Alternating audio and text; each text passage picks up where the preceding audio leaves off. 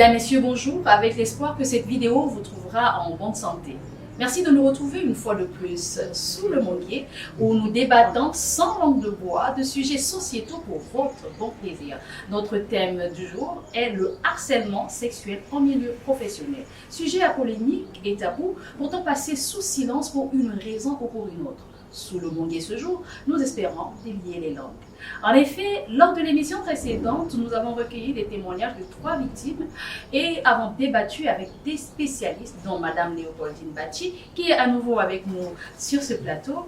Et retour nous a été fait de votre insatisfaction face à ce plateau jugé féministe, selon vous, du fait du manque d'un avis masculin face à cette problématique.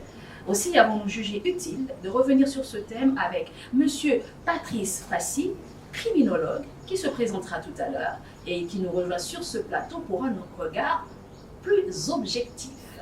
Alors, nous allons donc planter le décor avec les témoignages de l'émission passée. À très vite.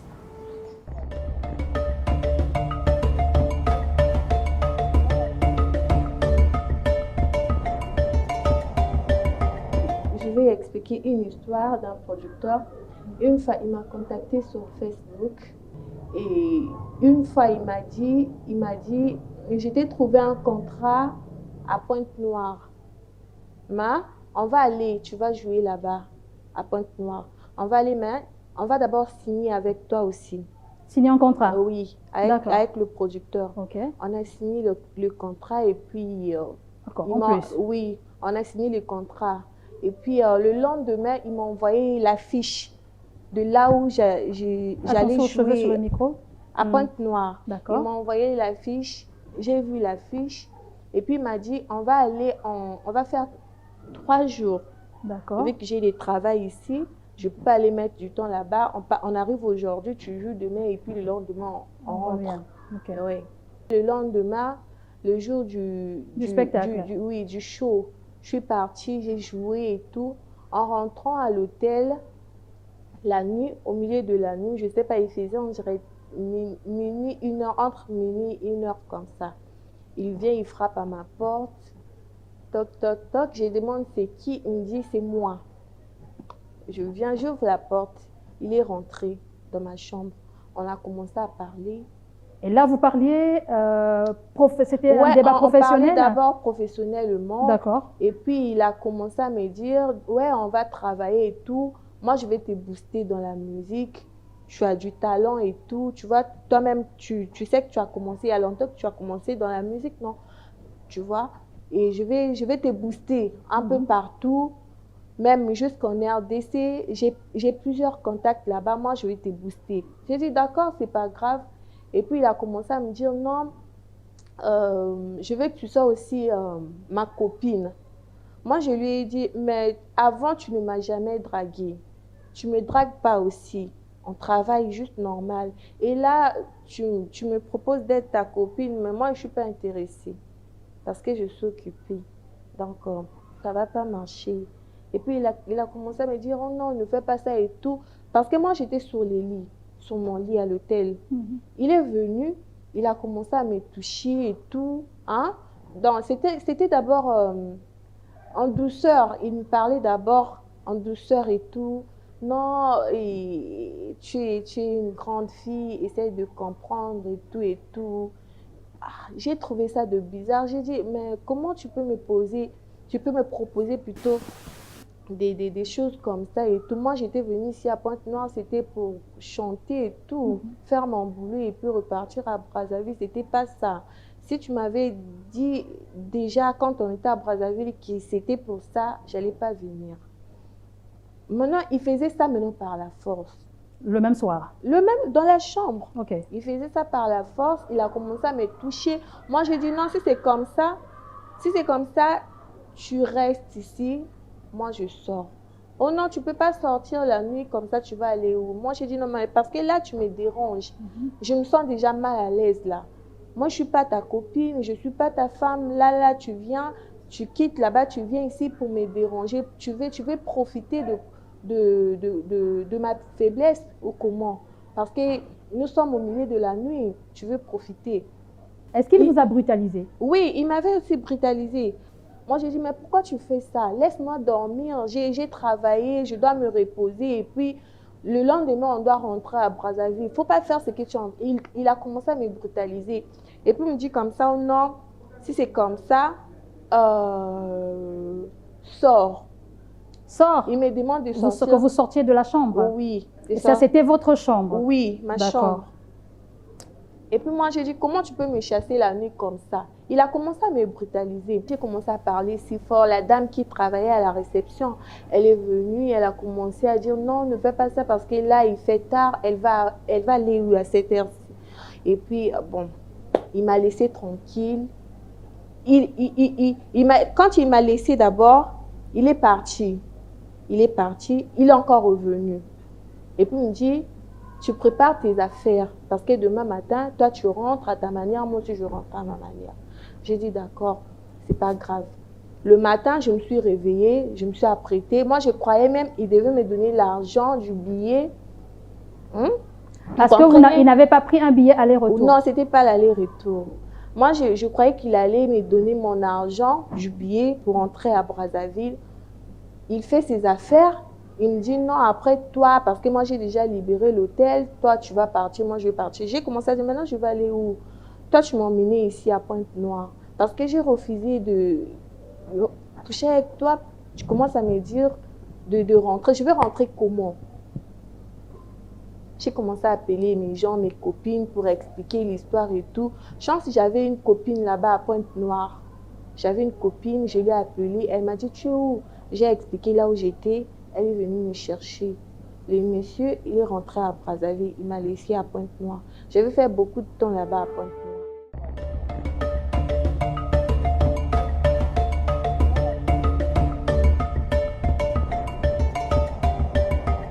Alors, Monsieur Patrice, nous allons commencer par vous. Vous venez de suivre le témoignage de cette dame. Alors, on dit par harcèlement sexuel, on désigne un comportement d'ordre sexuel intempestif et insultant pour le destinataire. Alors, que pouvez-vous nous dire par rapport à ce témoignage de Mademoiselle Falloka? Visiblement, cette situation telle qu'elle a été observée remplit les conditions du harcèlement sexuel, intempestif et insultant. À cela s'ajoutent les deux conditions pour qu'on parle d'harcèlement, à savoir la contrepartie et aussi la contrepartie et l'obligation. La contrepartie, lorsque on vous fait voyager et qu'en retour on vous réclame des faveurs corporelles pour lesquelles en général vous n'êtes pas d'accord et vous subissez donc la réprimande ou la sanction entre griffes de votre responsable. Vous avez aussi le deuxième volet, c'est la condition, c'est-à-dire pour accéder ou pour obtenir le billet retour ou autre chose, ou une promotion, ce qu'on appelle la promotion canapé, vous devez donc faire preuve de gentillesse. Ce qui n'a pas été le cas et la sanction est arrivée. Maintenant, ce qui est regrettable, c'est qu'il n'y ait pas une action intentée en justice. Ce qui aurait été une suite logique, avec tous les éléments réunis, elle était en droit d'ester en justice, mais ce genre de faits sont imprescriptibles sur une très longue période, donc c'est pas trop tard. Alors, Madame Bachi, nous venons à vous. Vous avez été avec nous lors de l'émission précédente. Nous voyons que Monsieur Patrice nous dit la même chose. On a eu un regard. Selon les internautes qui ont suivi cette émission, le regard n'était pas assez objectif. Et pourtant, le criminologue qui est là revient un peu à ce que nous avons, ce qui a été dit sur ce plateau lors de l'émission précédente. Moi, j'ai envie de poser une question également à tous les deux. À quel moment quelle est la limite entre l'amour et le harcèlement, ou alors entre l'amour et le chantage en milieu professionnel? Est-ce que le responsable, le chef, a le droit de tomber amoureux de son employé? J'aimerais bien répondre. Je pense qu'on doit garder en perspective que nous sommes des humains. Et que dans notre corps, ce n'est pas de l'eau qui coule, c'est du sang. Et donc, ça veut dire qu'on peut avoir des sentiments, qu'on peut avoir des émotions. Et d'ailleurs, si on regarde bien, combien de patrons nous connaissons qui ont pour épouse des collaboratrices, des secrétaires. Donc, ça se fait. Mais là où le bas blesse, c'est quand le supérieur fait une pression sur la collaboratrice pour avoir des faveurs. C'est là que le bas blesse. Par exemple, on a vu dans le cas de Fallon, la pauvre, elle était contente, elle s'est dit, ça y est, j'ai une belle ouverture, là, je vais à Pointe-Noire. Elle a fait sa prestation, mais elle ne peut pas s'attendre à ce que ça lui tombe sur la tête. Et donc, c'est là que ça ne va pas.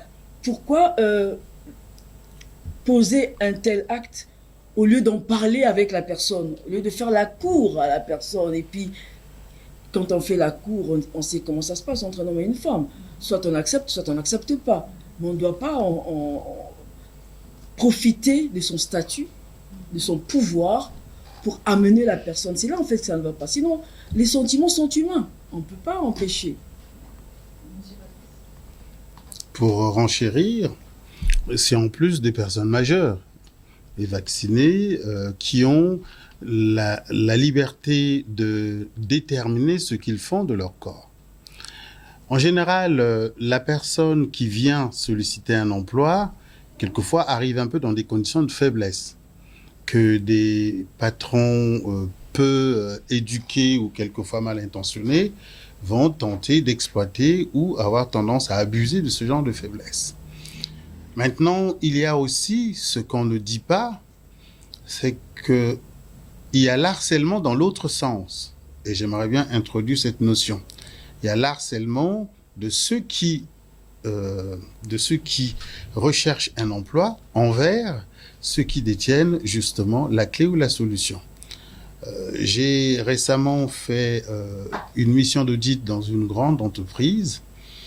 Tout le monde était content de parler des fautes et des erreurs des chefs. La salle était... on a un dispositif technique qu'on appelle le diagnostic participatif, donc ça permet à tout le monde de s'exprimer. Et tout le monde s'exprimait, c'était merveilleux. Et j'ai regardé et j'ai dit, faut parler de tout. Je vous informe que nous sommes au Congo. Vous parlez de tout, mais vous reprochez tout ce qu'il faut. Mais vous ne parlez pas, pourquoi vous ne parlez pas du harcèlement sexuel? Silence absolu dans la salle. Bon, je titille les femmes dans l'espoir qu'elles vont au moins se plaindre. Silence absolu. Et la plainte vient des hommes. En disant, nous vous informons que nous, en tant que responsables, et devant les femmes, nous, en tant que responsables, nous faisons l'objet d'harcèlement psychologique et sexuel. Alors, vous comprenez bien que les temps changent, évoluent, et la machine de la charge de la preuve revient de plus en plus aux femmes et quelquefois de moins en moins aux hommes, notamment dans notre société. Alors, c'est un élément qu'il faut mettre aussi sur la table lorsqu'on aborde la question de l'harcèlement sexuel au travail. Est-ce que ce n'est pas parce que vous êtes un homme que vous ramenez cet axe-là aussi à... Certainement parce que je suis un homme, certainement parce que je suis un homme, certainement parce que j'ai assumé aussi des responsabilités, des lourdes responsabilités qui vous exposent à ça, oui, lourdement même, qui vous exposent lourdement à ça. Donc, c'est pas un phénomène inconnu. Madame Bati, alors face à des femmes, par exemple, qui harcèlent les hommes, qu'est-ce qui est mis en place? Qu'est-ce qui est prévu? Parce que si on parle de la loi Mouebara, par exemple, qui est venue un peu durcir les lois, ces femmes sont fautives. Oui. Mais rien n'est... Je ne pense pas qu'il y ait des articles qui prennent cela en compte. Mais en fait, la loi Mouebara n'est pas contre les hommes. La loi Mouebara est contre les agresseurs ou agresseuses. Toute personne, en fait, qui agresse l'autre. Donc, en fait, c'est parce que nous avons tellement nos lentilles sont tellement tournées vers la femme agressée qu'on oublie ce côté. Mais moi, je pense qu'une loi est une loi, on la prend et on l'utilise dans les deux sens. Dans la mesure où, effectivement, moi-même aussi, j'ai été confrontée à des situations où j'ai vu des jeunes femmes, mais franchement, harceler des responsables. Et c'est vraiment, c'est désolant. Hein, mais vous n'en avez pas parlé lors de l'émission passée. Mais c'est vrai que... On a parlé que des victimes, des femmes victimes de harcèlement sexuel. Il a fallu que je donne un coup de pied dans la fourmilière, quand même. Vous auriez dû le dire. C'est vrai qu'on n'y a pas pensé. Je n'ai jamais entendu parler, honnêtement, de femmes qui harcèlent les hommes. J'ai plutôt vu et entendu parler des victimes. Donc ça aurait été bien que lors de l'émission passée, vous nous en parliez. Il a fallu que M. Patrice arrive pour qu'on en parle. Ben parlons-en. Oui, parlons-en. Il y a 3 catégories des personnes victimes de l'harcèlement professionnel, sexuel en milieu professionnel. Nous avons les salariés, et là, en général, c'est les femmes, à 85%, qui sont victimes de cet harcèlement. À cela s'ajoute de plus en plus l'harcèlement d'homme à homme. Ça aussi, j'imagine que vous n'avez pas évoqué ça. À cela s'ajoute l'harcèlement. Mais vous avez traité ça en partie. C'est à charge que vous avez traité ce dossier. Finalement, c'est à charge que vous avez traité ce dossier contre les hommes. Heureusement que je suis là pour redonner aux hommes la joie d'être... Mais ça ne veut pas dire ça, non. Il y avait face à nous des hommes, justement, coupables. On avait des témoignages de femmes victimes. Oui, c'est des témoignages triés sur le volet qui ne représentent pas l'ensemble de la réalité. Et j'essaie à mon petit niveau d'essayer, peut-être pas d'équilibrer, mais de vous apporter des éléments pouvant mieux éclairer sur l'étendue de la situation. Donc, nous avons ces femmes, au niveau des salariés, en majorité sont les femmes qui souffrent de harcèlement. Au niveau des cadres intermédiaires, c'est encore les femmes qui souffrent d'harcèlement parce que là, nous rentrons dans la gestion des intérêts. Et là, les conflits d'intérêts font qu'on vous rappelle quelquefois que vous êtes une femme. Et au niveau des cadres, oui, ça s'inverse. C'est plutôt les salariés qui montent vers les cadres pour obtenir plusieurs faveurs, etc., etc. Si ça ne se fait pas dans le cadre de l'harcèlement sexuel, ça se fait dans le cadre de la séduction. D'accord, pour pouvoir disposer de certains avantages. Maintenant, quel est le profil? Pourquoi c'est diffus et on ne peut pas s'avancer sur ce terrain avec des certitudes, même si les chiffres sont là pour montrer que les victimes de l'harcèlement sexuel dans le milieu professionnel sont majoritairement les femmes. Mais ici, nous avons une situation, le profil de l'harceleur nous renseigne que l'harcèlement, c'est simplement celui qui a du mal à contenir ou à gérer ses émotions. Vous avez une personne qui a un beau physique qui est en face de vous, vous êtes incapable vous contrôler, vous lâchez des mots à répétition chaque fois qu'elle passe là, vous la regardez différemment à chaque fois qu'elle s'exprime, vous regardez une partie de son corps au lieu d'être concentré sur l'objet de la relation, l'objet du travail, forcément, ça peut être considéré par l'autre comme étant un harcèlement. Maintenant, ça, il n'y a pas que les hommes. Combien de femmes n'ont pas poussé un cri « Waouh, qu'il est pas mal » quand un homme, à chaque fois qu'il rentre dans le bureau, « Ah, celui-là, vraiment, etc. » Voici l'homme qu'on présente chez les parents, voici, et les termes, vous les connaissez mieux que moi. Et voilà donc la situation. Donc, c'est une situation à gérer de manière pragmatique avec beaucoup de dosette pour éviter de verser dans la charge intempestive contre les hommes. Madame Bati. Et en fait, moi, ce que je pourrais ajouter, c'est que, contrairement à la situation des femmes, c'est que généralement, l'homme, comme j'ai dit tout à l'heure, il utilise son pouvoir, son autorité. Mais la femme, c'est plus subtil. Parfois, c'est très subtil. Comment? C'est par la façon dont elle s'habille. Elle sait qu'elle va dans le bureau voir son patron. Est-ce que c'est parce que c'est subtil que ça doit être excusé? Ça n'est pas excusé. Non, je ne cherche pas du tout à excuser. Et la dernière fois, on s'est appuyé sur le cas parce que les cas qu'on avait, effectivement, étaient tellement évidents qu'on est parti là-dedans. C'est vrai qu'un peu passionnément, on est parti. Mais franchement, effectivement, je crois que Madame Févillier avait un peu abordé, mais pour moi, elle ne s'est pas appesantie sur la question pour dire qu'il y a des femmes aussi qui le font. Mais c'est vrai que... elle en a parlé brièvement. Très brièvement, mais on était tellement... Focus sur ces pauvres hommes. Sur ces pauvres femmes qui subissent... D'accord. Alors, y a-t-il des signes avant-coureurs à ne pas négliger quand on est face à une personne, on va dire, soit son cadre, soit son chef? Est-ce qu'il y a des signes qui montrent que nous sommes face à un futur prédateur ou un éventuel prédateur? Harceleur, s'il faut les appeler comme ça. Déjà, je pense qu'il faut retirer dans votre jargon le mot prédateur. Il n'y a pas de proie, c'est des personnes majeures qui arrivent à s'exprimer ou pas, mais on a plutôt des harceleurs. Harceleuses, ça existe, harceleurs, ça existe. Ce qui se passe pour connaître et comprendre qu'on est en face d'un harceleur, c'est la répétition de l'acte. Chaque fois que vous passez là, vous avez une main derrière. Chaque fois que vous passez là, on caresse. Chaque fois que vous passez là, on vous parle, etc. C'est un signe pouvant trahir que si on y prend garde, on peut se retrouver dans des situations délicates. Maintenant, il y a une question assez intéressante que j'aimerais poser. Et c'est par là que souvent l'harcèlement arrive.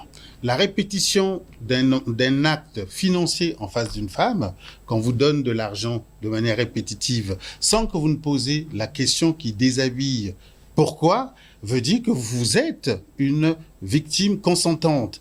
Parce que j'ai eu à résoudre un problème comme ça, où un surveillant d'université a réussi à faire sortir une fille de sa classe pour la simple raison que, il y a 1 an, il avait envoyé sur leur table, au cours d'une fête, je crois, 3 ou 4 bouteilles de jus. Et la fille a accepté ça, pour lui, c'était bon. Et il commençait maintenant à la harceler, à la déranger. Et celle-ci était un peu embêtée parce qu'elle avait pris du jus. Et qu'en prenant, je lui ai dit, mais quand vous avez pris du jus, vous vous attendez à quoi? Ça voulait dire quoi pour vous? Elle a donné toutes les explications. Et pourquoi vous ne lui avez pas parlé? Elle s'est tue. Je lui ai posé la question, pourquoi vous n'êtes pas allé franco pour lui poser des questions, le décourager pour qu'il s'arrête? Elle a continué à rire jusqu'au jour où, dans la salle d'examen, le monsieur le retrouve. Cette fois-ci, il est surveillant. Ah, je t'ai retrouvé, toi. Tu m'avais pris mon jus et tu croyais être la plus intelligente. Donc, il a ballotté dans la salle. Non, n'écrivez pas là. À gauche, à droite, à gauche, à droite. La fille excédée s'énerve. Et quand elle s'énerve, elle est exclue de la salle. Si vous comprenez. Je dis, voilà, pour un fait aussi banal que vous avez accepté, vous aurez dû, dès le premier jour, ne pas le faire. Or... Et là, vous donnez raison à cet homme d'agir ainsi. Je ne donne pas raison. Je montre à la fille je montre le danger qu'il y a quand on est femme, à laisser passer certains signaux précurseurs. Or, ici, allez me montrer une femme à qui vous donnez de l'argent qui va dire « Pourquoi vous me remettez cet argent? Gardez ça. » Très peu en tout cas, vous comprenez? Et à partir de là, une fois qu'il a donné, pour lui, vous lui donnez ce qu'on appelle, vous lui donnez ce qu'on appelle dans le cadre d'un contrat amoureux, vous lui donnez les droits d'accès. Vous comprenez? Maintenant, il peut vous appeler, maintenant, il peut vous parler sur un autre ton, etc. Ça continue, ça continue. Vous avez l'impression qu'il résout un problème, mais lui, il a une logique. Pourquoi vous ne l'arrêtez pas en disant « Je semble comprendre où vous voulez aller, mais je ne suis pas prête à aller plus loin. Je vous rembourse ou je m'arrête là. » Mais les filles vont continuer à récupérer, à prendre jusqu'au jour où, est-ce que vous pouvez m'accompagner à telle réunion, etc. Il se produit ce qui s'est produit à Pointe-Noire. Vous aurez du mal à prouver qu'il est harceleur alors que... Sauf qu'il y a des femmes qui font exactement ce que vous dites, donc qui dès le départ disent à ces harceleurs qu'elles ne veulent rien savoir de tout cela, mais ces hommes, quand je les appelle un peu prédateurs, parce que pour eux, ça devient comme des proies. Ces femmes deviennent comme des proies pour eux, en fait. Et là, je parle plus des hommes parce que ce sont des cas précis. Et nous avons une dame qui a eu un cas à peu près similaire. Elle a pourtant dit, je ne veux pas aller plus loin que ça. Mais pour le monsieur, il fallait qu'il arrive à ses fins. À ce niveau-là, à ce moment-là, est-ce que la faute incombe encore à la dame? Je ne voudrais pas douter des propos de la dame, mais comme ça s'est passé entre 2 personnes autour desquelles il n'y avait aucun témoin, je me réserve un peu de cautionner ou de condamner. Mais je semble comprendre que, quelle que soit la personne, lorsque vous la regardez les doigts dans les yeux, en disant « je vous interdis de m'appeler, de me remettre quoi que ce soit. Je comprends très bien vos sentiments et la puissance que ça dégage certainement chez vous, mais vous ne me dites absolument rien et je n'ai aucune envie de faire quoi que ce soit avec vous, si ce n'est que appeler mon frère, mon père pour intervenir. Je crois qu'il va se calmer. Si on dit je ne peux pas aller... Si, parce que l'homme... On peut même être licencié rien que pour ça. Non, l'homme... Des situations et tout. Oui.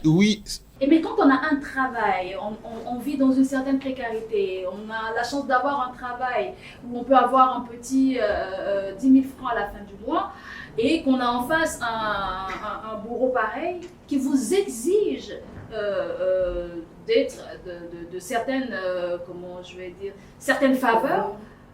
Vous pensez un peu à votre maman, par exemple, qui est à vos côtés. Et quand vous dites non, il vous dit si vous ne voulez pas, tant pis pour vous, vous serez licencié. À ce moment-là, la pauvre femme, qu'est-ce qu'elle fait? Ça veut dire que votre valeur au sein de l'entreprise ne pesait pas. Parce que si vous étiez incontournable, il ne se permettrait pas. Ça, c'est un. Malheureusement aussi, nous tombons sur des personnes qui ne sont pas assez éduquées, qui pensent qu'un poste est un pouvoir, qui usent de ce pouvoir, faute d'éducation, faute de culture, faute de respect pour la femme, parce que c'est un manque de respect, c'est un manque de prise en compte de la dignité de l'autre que d'harceler, et on se retrouve avec des personnes, effectivement, malgré le poids de la charge professionnelle ou de la responsabilité, restent simplement des animaux. Et face à l'attirance, ils sont incapables de se contrôler et ils expriment leurs sentiments de manière désagréable. Alors, oui. Moi, je vais renchérir en disant que malheureusement, ici au Congo, on a affaire à des personnes, je dirais que vraiment des animaux, quoi. C'est-à-dire que on se demande si la culture, on se demande si ils ont été instruits, éduqués de façon à pouvoir réfléchir autrement. Et beaucoup aussi ont des positions d'autorité ou de pouvoir, ils ont des chapeaux. Et donc, ils se croient tout permis. Ça, j'ai vu de mes yeux, mais il y a des moments où on ne sait pas quoi faire parce qu'on peut pas agir à la place de cette jeune dame qui se fait harceler, même si on lui dit, mais écoute, il faut résister. Mais la personne, elle est en position de force. Elle est en position, donc, de pouvoir... vous vous dites que, bon, peut-être qu'à tel niveau, on peut agir, mais la personne a encore un chapeau à un autre niveau où vous ne pouvez pas agir.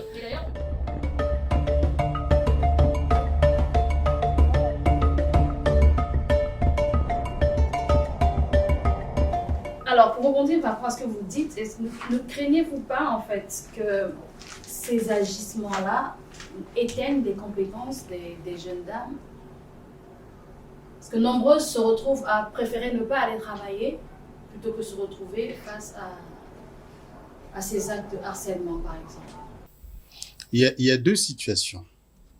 Il y a la culture générale, c'est-à-dire d'où nous venons avant d'aller travailler. Il y a la culture de l'entreprise. Si dans la culture de l'entreprise, les antivaleurs sont refrénées et qu'il n'y a aucune situation en rapport, il n'y a pas de souci. Mais si dans la culture générale, le directeur général a eu 3 enfants avec l'assistante ou avec la directrice commerciale de tel poste, les autres, qu'est-ce qu'ils vont se dire? Puisque le poisson pourrit par la tête, nous aussi, on va en profiter, on va se mettre à chercher.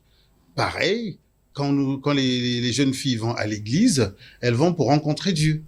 Mais le pasteur va dire, vous allez rencontrer votre homme ici.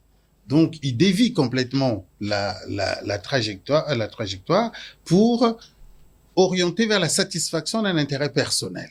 À partir de ce moment, il se crée une culture où tout le monde vient maintenant chercher un homme ici. Alors que la vocation primaire et fondamentale de l'Église, c'est que ceux qui viennent pour rencontrer Dieu, pas pour rencontrer leur futur homme, leur future femme. Maintenant, on va se débrouiller pour orienter dans ce sens parce que ça va ramener les jeunes filles, ça va ramener les jeunes femmes. Et voilà, donc ça dépend de la culture locale et la culture générale. La culture générale aussi veut que, mais moi, si je vais travailler dans telle entreprise, waouh! Quel bonheur d'être dragué par monsieur Intel, mais c'est une chance. Comment dire non face à ça? Ce pauvre monsieur va l'entendre, le vivre, et il se met en position où rien ne lui est refusé. C'est à ce moment, sans qu'il ne le sache, la culture locale le transforme lui-même en prédateur, comme vous dites, en harceleur, parce que celle qui ose dire non devient l'objet de toute sa pression, parce que les autres, personne n'a jamais réussi à dire non. C'est un travail d'ensemble, et les victimes et les harceleurs, pour essayer, grâce à ce genre d'émission que je salue et je félicite l'initiative, pour informer le public qu'il n'y a pas que les harceleurs, il y a aussi la culture générale dans laquelle nous baignons tous, où celui qui a l'argent, on lui refuse rien, où on vend tout, on achète tout. Nous sommes maintenant dans une culture où on vend tout, on achète tout. Alors comment voulez-vous que le puissant se remette en question ou que la pauvre qui veut résister tienne, alors que tout le système, il y en a même qui vont lui dire, mais Comment t'as osé refuser une offre aussi alléchante? Mais tu vas pas bien. Moi, je serai. Donne-moi ce numéro, moi, je vais y aller. Est-ce que vous comprenez? Donc, il y a ces comportements qu'il faudrait aussi condamner. C'est pour ça qu'il faut, ça pour moi, c'est un effet. C'est un effet du dysfonctionnement culturel général. C'est un effet de l'évolution des mœurs. C'est l'effet d'une dépravation aussi des mœurs. Mais c'est surtout l'effet de l'effritement de l'estime de soi des femmes. Vous comprenez? Les femmes ont perdu l'estime de soi. Ça part de la maison, ça part de la famille, hein, ça part du cocon familial, je pense.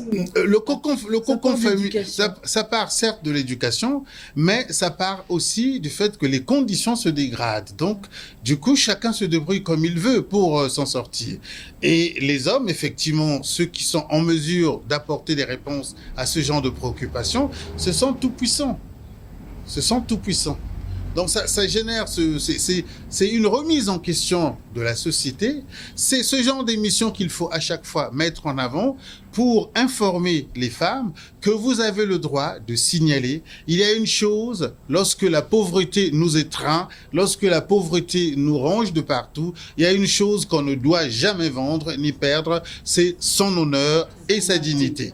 Lorsque une femme brise l'honneur, brise la dignité, la situation devient difficile. Maintenant, imaginez si 2 millions de femmes ont brisé leur dignité, leur honneur, ça va dans tous les sens, et ce que nous constatons. Donc, la société va mal, la société a des difficultés, a des souffrances, parce que, effectivement, il y a certaines dignités qui ont été brisées, des honneurs qui ont été tordus, qu'il faut, grâce à l'information, à la communication et à la sensibilisation, redonner corps et forme auprès des jeunes filles pour savoir dire non.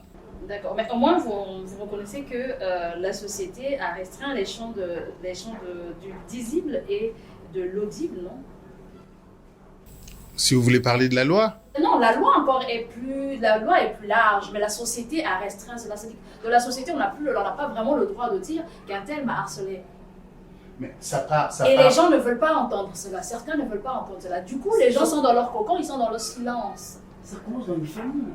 C'était tout cela que je parlais. En parlant de harcèlement, c'est vrai qu'on parle de harcèlement dans le milieu professionnel, mais certains de ces prédateurs commencent à la maison, dans le quartier, dans la communauté. Exactement. Donc, ils agissent déjà là-bas.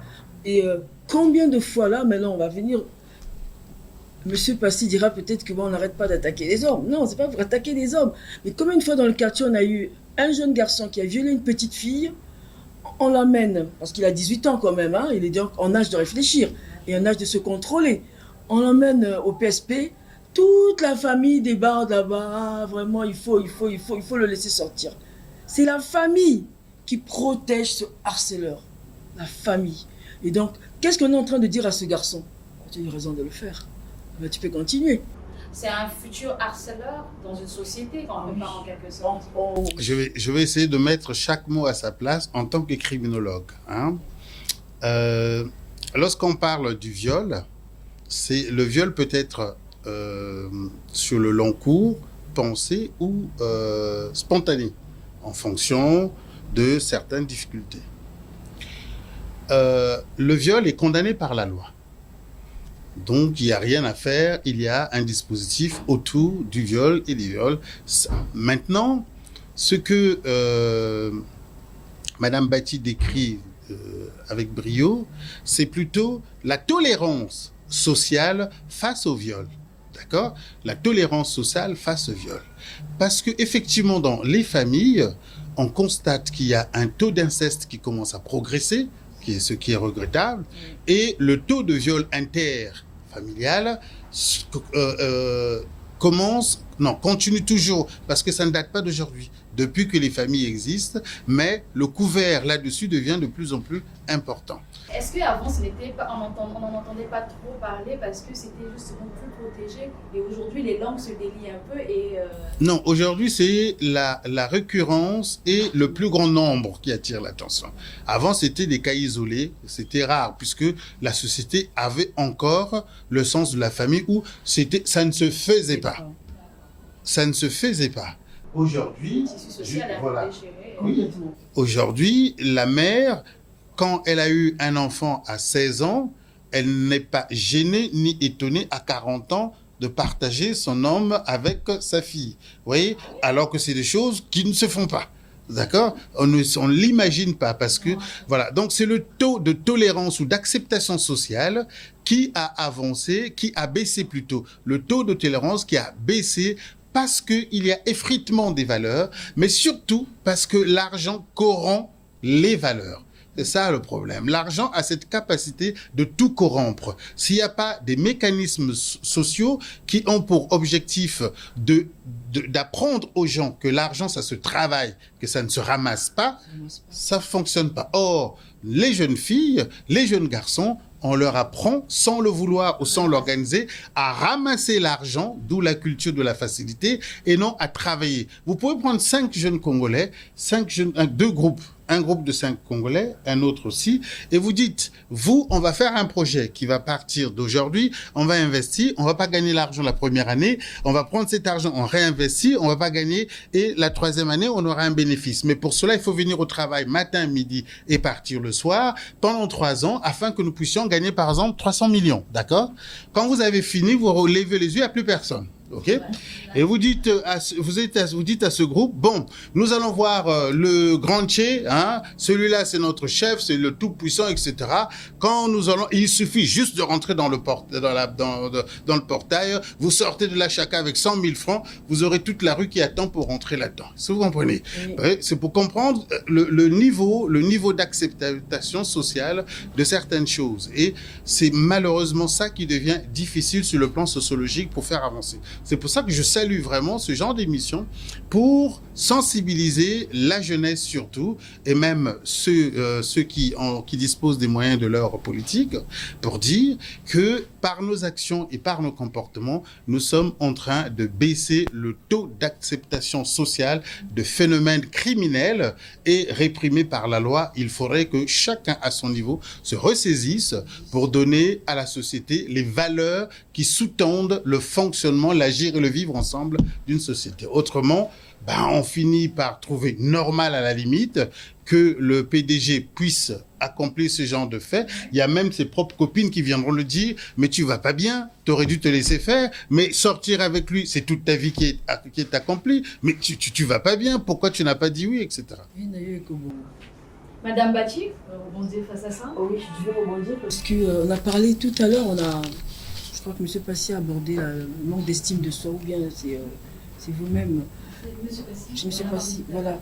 Et en ce moment, personnellement, étant président de l'association des secrétaires, c'est là qu'on est obligé de faire le travail parce que, voilà, des secrétaires, elles ont la compétence, ce sont des femmes, elles ont la compétence, elles sont parfois incontournables là où elles sont, mais elles ont si peu d'estime d'elles-mêmes, que vraiment c'est terrible, quoi. Donc il y a ce travail qu'on doit faire dans la femme, mais ce travail commence dans la fille, dans la petite fille. C'est cela, je pense aussi que, en fait, je pense que le grand travail, il faut le commencer dès l'école primaire avec les enfants, même plus bas, à la maison. À la maison. Il faut commencer, il faut que les parents à la maison arrêtent de dire, toi là. C'est comme M. Passy, c'est le tissu social, hein. Après, oui. Il faut que les parents en aient conscience. Voilà, donc est-ce qu'ils ne sont pas aussi contents de cette façon de faire? Ils ne sont pas conscients. De ce fait. Non, ils sont à la fois conscients et inconscients. Il y a une catégorie qui est consciente, c'est-à-dire les difficultés de la vie ont fait que on n'est pas capable de subvenir aux besoins de la famille. On regarde la jeune fille qui a 20 ans pour dire, mais tu es une grande fille, on n'a rien à manger. Est-ce que vous comprenez? Tu es une grande fille, on n'a rien à manger, va chercher un emploi. Mais cette fille, elle ira avec la logique selon laquelle tout ce qu'on va je subis, etc. Il y a maintenant une autre catégorie qui va apprendre des règles à ses enfants, mais n'a pas les moyens de subvenir. Donc on va dire, toi tu ne fais que parler, tu n'apportes pas de solution, alors que le voisin, lui, il me donne tous les jours de quoi subvenir à mes besoins. L'autorité parentale prend un coup. Donc nous avons une société où la famille nucléaire, c'est-à-dire papa et maman, ils ne sont plus en mesure, pour plusieurs raisons sociologiques, financières, etc., d'apporter le cadre d'éducation nécessaire. Nous avons la société, parce que un être humain, c'est trois étapes, hein. Il y a la famille nucléaire qui, de 0 à 6 ans, dans l'éducation de base, avec faut pas ça, mange pas ça, prends pas ça, etc.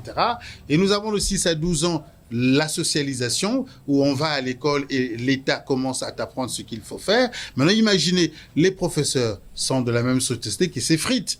Les copains sont de la même société qui s'effritent. Donc, nous nous retrouvons à un carrefour d'effritement de valeurs. Et quand l'enfant arrive entre 12 et 18 ans, la rue récupère, ben, la rue va lui apprendre, il faut découper à la machette, il faut voler, il faut se prostituer, il faut faire ceci. Et nous sommes donc dans cette phase sociale où il faut un sursaut, grâce à ce que je vous ai dit, il faut un sursaut pour que la collectivité réinvente la société. Parce que le système, la société actuelle, elle est au carrefour de plusieurs influences que nous n'avons pas créées, mais que nous subissons, qui font que nous avons du mal à nous définir. Et le problème des anciens colonisés, c'est de subir ce qu'on appelle l'interminable expérience de l'entre-deux cultures. Un matin, ils sont habillés comme vous, modernes, et un soir, ils ont peur du sorcier. Un matin, ils prient Dieu tous les jours, et le lendemain, ils disent que c'est l'oncle qui m'en veut. Donc, c'est contradictoire. Pourquoi? Parce qu'on croit à ça, et on vit ceci.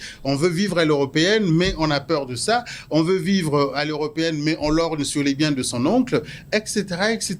Cette interminable expérience de l'entre-deux cultures fait que nous avons du mal à nous positionner. Et notre société a du mal à se positionner, c'est-à-dire à vivre, à fonctionner avec les valeurs propres. Puisqu'elles ont été virées pendant la colonisation et aux indépendances, on n'a pas fait un travail social visant à nous reconstituer, à redéfinir notre estime de soi, à redéfinir notre identité, à redéfinir notre droit et notre notion de la société. Du coup, on vit d'emprunt. Et comme ça ne dépend pas de nous, ben, c'est la foire d'empoigne. Et le Congo des années 90, c'est bien différent du Congo des années 2015. L'évolution. C'est des évolutions. En 90, vous aviez Internet? On n'avait pas Internet. Mais on avait... Vous avez Google? Non, on avait le MLP. Vous avez Canal+? Heureusement d'ailleurs, on n'avait pas tout ça. Vous avez les films porno? Non, heureusement. Donc vous voyez bien qu'il y a eu beaucoup d'affects, beaucoup de situations qui sont arrivées et qui ont eu pour effet de modifier la perception du garçon envers la femme et de modifier la perception de la fille, sa place, son rôle dans la société. Merci. Nous tendons vers la fin de cette émission. Madame Bachi, dans votre association, avez-vous déjà mené des actions dans ce sens en tant que présidente de l'association des assistantes, c'est ça, du Congo? Parce que je pense que les assistantes sont souvent les plus victimes. Alors, avez-vous déjà mené des actions ou avez-vous beaucoup de témoignages au sein de votre association? Des témoignages, il y en a, mais elles ne viendront pas, elles n'auront pas le courage comme Fallon. Elles n'auront pas le courage des jeunes dames que nous avons eues la dernière fois sur le plateau. Elles n'auront pas ce courage-là parce que justement, elles vivent de ce travail, elles ne peuvent pas. Je me souviens qu'il y a quelques années, lorsque nous avons commencé à Pointe-Noire, je pense la deuxième année, nous avons pensé à faire une thématique sur le harcèlement. Et des femmes en ont parlé. Tant qu'on était lors de la journée porte ouverte, les langues se sont déliées. Et nous nous sommes dit, super, il faut qu'on parle de ce sujet. Il y a donc une amie journaliste qui a fait appel à des amis juristes pour qu'on puisse s'asseoir avec les personnes qui avaient subi ces harcèlements pour qu'on puisse vraiment faire quelque chose, mener une action. Le jour J, lorsqu'on arrêtait un jour pour faire une émission comme ça, pour en parler, pour dénoncer, ce jour-là, elles n'étaient pas là. Les victimes n'étaient pas là. Alors, monsieur Passy, cette peur de s'exprimer, elle est due à quoi? Mais parce que dans nos sociétés, on n'a pas le droit de s'exprimer. Vous avez des enfants? J'ai un garçon, oui. Quand il est à table, quand vous revenez de cette émission et qu'il vous pose une question, vous allez répondre à la première. Je réponds à toutes les questions parce que j'ai instauré le dialogue dans la maison. Mais ce n'est pas le cas de la majorité. La majorité va répondre à la première question, la deuxième, la troisième. Écoute, va voir papa. Écoute, tu me casses les pieds, je suis fatigué, on en parle. Regarde la télé, je reviens, etc. D'accord, il m'arrive de dire ça aussi. Je pense. Alors, nous constatons simplement que lorsqu'on empêche la question aux enfants, on ferme sa capacité de se déterminer et d'interroger les faits sociaux. Du coup, on réduit sa spontanéité dans l'expression. La réduction de la spontanéité dans l'expression, les philosophes disent, une question non posée est une porte qui demeure close. Imaginez dans notre enfance le nombre de portes qui sont closes parmi nous. Et je le constate chaque fois que je pose une question auprès d'une personne, à la deuxième, troisième question, la personne est sur les rotules parce que c'est compliqué, vous me faites réfléchir. La personne n'a même plus l'habitude de la réflexion. Ou quand vous lui posez la question, non, explique-moi, parce qu'on peut faire de la maïeutique socratique. On pose la question, on repose la question, on remodifie, on repose. La troisième question, la personne n'en peut plus. C'est trop de questions, c'est trop compliqué, vous parlez trop, vous faites ceci. Voilà. Quand la société qui est une porte à multiples serrures vous interdit d'ouvrir ces portes pour vous projeter dans la prospective, la réflexion, etc., vous ne pouvez pas poser de questions. C'est pour ça qu'on n'a pas de centre de prospective. C'est pour ça que la stratégie ne nous intéresse pas trop. C'est pour ça que même à la limite, l'investissement ne nous intéresse pas. C'est du tout cuit parce qu'on préfère rester dans la cueillette et la chasse. Merci Monsieur Passy, merci Madame Bachi d'avoir accepté notre invitation. Avant de terminer, je souhaiterais que chacun d'entre vous se présente à nos internautes, parce que je n'ai pas présenté, je ne vous ai pas présenté à nos internautes, et j'aimerais que ça se fasse à la fin de cette émission, avant de clore. Madame Bachi. Alors, moi, je suis Virginie Bachi, je suis activiste des droits des femmes, vous l'avez remarqué, hein, je me bats pour les femmes parce que j'estime qu'elles doivent avoir leur place. Je suis aussi entrepreneur et surtout présidente de l'association professionnelle des secrétaires et assistants du Congo. Merci Madame. Monsieur Passy, criminologue. J'ai plusieurs casquettes, mais modestement, je suis Patrice Passy, juriste criminologue de son état. Merci d'avoir accepté notre invitation. Nous arrivons donc au terme de cette émission Sous le monde gay, où les langues se délient, où nous parlons sans langue de bois. Monsieur Passy a été très objectif. Merci beaucoup en tout cas, parce que ça c'est le deuxième numéro de notre thème sur le harcèlement en milieu professionnel. Aujourd'hui, nous avons essayé de regarder d'autres axes et Madame Bachi également et moi-même pensons que nous regardons cette problématique d'un autre œil. Alors, nous avons constaté avec M. Passy, et comme il a su me dire, que le tissu national est déchiré. Il y a un grand travail social à faire. Et le Congo a besoin de nous tous. Le Congo a besoin de chacun de nous. Nous devons tous nous y mettre pour la réussite de ce pays, surtout son développement. Nous vous donnons rendez-vous au prochain rendez-vous Sous le monde gay, où nous parlerons encore sans langue de bois sur un autre thème. À la prochaine.